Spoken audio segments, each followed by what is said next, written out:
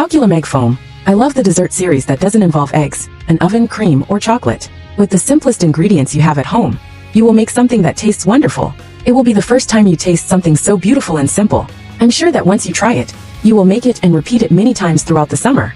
In a pan or in a pot on the stove, we will need 6 tablespoons of butter. You can use ghee or oil if you prefer the taste of ghee in your food. There's no issue with using ghee. If it's too heavy for you, you can use oil. You can even do a mix of butter and oil. Put 3 tablespoons of butter on medium heat until it melts. Then we will add a cup minus 1 tablespoon of flour. We give it a stir, and then add 4 tablespoons of milk powder.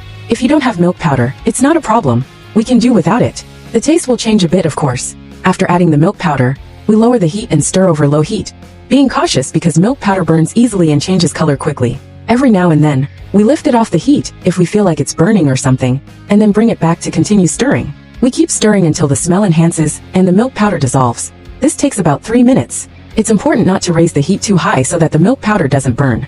While it cools down, we take a liter of milk and put it in a pot on the stove. We add half a cup of sugar and a tablespoon of vanilla on medium heat and stir until the sugar dissolves and the milk heats up without boiling. Then we put the hot milk over the flour and milk powder.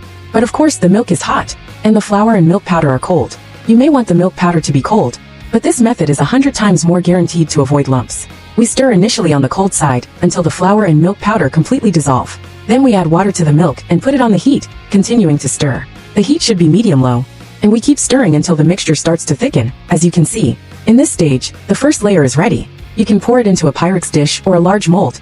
You can use a cup or whatever you have. We will let it cool on the counter for about half an hour, but we will not put it in the fridge. We'll leave it outside the fridge to cool down a little. While it cools and sets a bit, we prepare the second layer, which is chocolate sauce that we will make using an economical and easy method in a blender. We will need 2 big tablespoons of cocoa powder, half a cup of sugar, and half a cup of cold milk, straight from the fridge, not hot. We turn on the blender and begin mixing, gradually adding half a cup of oil, slowly as you can see. Continue adding the oil slowly until the mixture thickens. When the mixture thickens and the blender starts making a sound, then the chocolate sauce is ready. You don't need to keep adding oil if the consistency is good enough. The sauce should be pourable enough to pour over the first layer, which is still warm, allowing you to spread it easily. Then we put it in the fridge to set and cool. I took it out after an hour, so the recipe is quick. It doesn't need to be in the fridge overnight. Now for the final touch, it can be made with simple ingredients in a very short time, and it will also finish in a short time. That's it. I hope you liked the video.